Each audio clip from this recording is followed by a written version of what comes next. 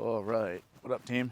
I'm pretty sore. Went on a bike ride. I'm out in Moab. It's pretty sick. Just gonna show some flexibility things that I like to do. I'm gonna keep it really simple. I'm not gonna talk a lot because I'm tired and sore, and I'm definitely dehydrated. But yeah, I hope this is helpful.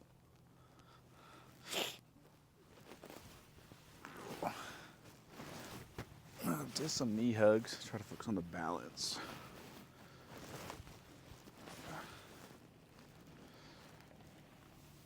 Cherry picking. Again, balance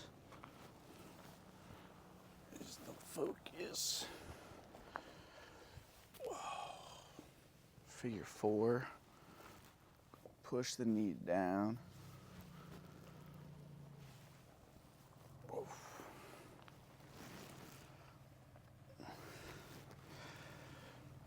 Little squat and upper back twist.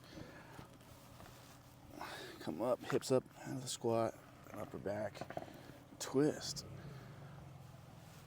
I'll just run through it a few times, see how it feels. Simple. I'm getting warm. Don't complicate it, but try it out.